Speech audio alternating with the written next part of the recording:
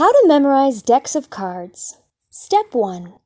Choose a familiar place you can walk through in your mind with 17 distinctive spots in it where a person might be. I use my grandma's house. I can imagine 4 people sitting around the kitchen table playing cards. To make sure each spot is really distinctive in my mind, I note that whoever sits in this chair will have their back to me as I enter the kitchen. Whoever sits in this chair might be flitting up and down getting drinks. This is where the dealer sits, presiding grandly over the table, and the person in this chair will nearly block my way when I go to leave the kitchen en route to the living room. In the living room, I can imagine someone sitting on the fireplace hearth and someone on the sofa.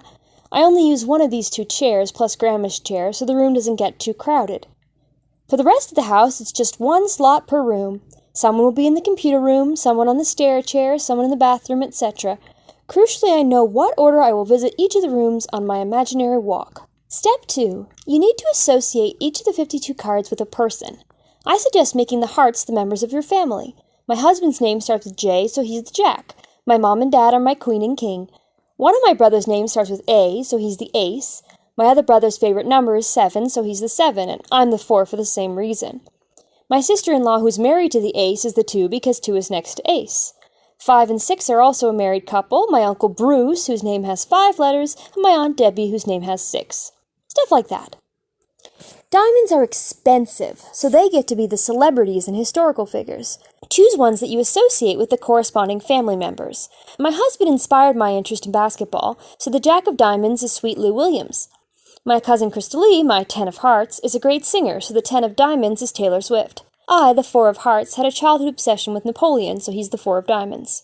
Clubs remind me of Mickey Mouse ears, so they are the fictional characters. Again, choose ones that you associate with your hearts. My dad loves carpentry, so the King of Clubs is Ron Swanson. Crystalie is a redhead, so the 10 of Clubs is Anne of Green Gables. My 7 of Hearts brother loves Star Trek, so the 7 of Clubs is Nog. Spades look a bit like hearts, so they can be your friends, which are a bit like family.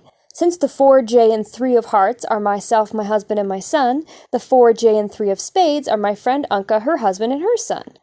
My mom is the Queen of Hearts, so her good friend Lorraine is the Queen of Spades. Step 3. Each person you've selected needs a distinctive action to do with a distinctive object. My Uncle Bruce made this, so his action is carving flowers into, and his object is a watermelon. Nog's action is shooting a phaser at, and his object is a tribble. It's great if some of the actions involve you, so Anne of Green Gables' action is whacking me over the head with, her object, a slate. I love making paintings like this, so the 4 of Hearts action is painting a picture of, and my object is crows. Step 4. Drill, drill, drill your people's names, actions, and objects until you can rattle them off backwards and forwards. To help me with this step, I wrote a computer program to quiz me. Step 5. After all that prep work, you are ready to memorize a deck of cards. This is the fun part, where the names, actions, and objects you chose recombine in humorous and memorable ways. You read the cards in groups of 3, imagining the person associated with the first card, doing the action associated with the second card, to or with the object associated with the third card. Here is footage of me creating just the kitchen part of my memory story. I walk into the house, into the kitchen, and facing their back to me is Steve from Blue's Clues. I can tell from the green stripes in the back of his shirt. What is he up to? He is gonna give me an injection. He sort of spins around, and I see his green stripes spin around, grabs at the needle, and he tries to inject me with a needle full of crows. So let's just say it's crow's blood. He spins around with this needle of crow's blood and tries to put it into me. That's Steve from Blue's Clues. Washing dishes is none other than Adrian. That makes sense, because he's not that attentive to cards. And he is busy investigating subatomic particles while he does the dishes using the Koh-i-Noor. So we gotta imagine that besides Steve who's trying to inject me with crow's blood, there is on Grandma's sink the Koh-i-Noor diamond, and Adrian is sort of picking it up and using it to try to look at the light to see some subatomic particles. Sitting at the head of the table, dealing the cards, is Moraine Sedai, and she is praying as she deals the cards. she's praying to sheet music. So we got to imagine that the whole table is lines and lines of sheet music, and Moraine Sedai is there, and she's sort of waving her hands, and she's praying using this sheet music to contact the light. I want to get out of this crazy room, but the person blocking my door, standing in that position, is Cleopatra. Cleopatra, she's looking at me with her stern eyes, and she is preparing to go into battle on...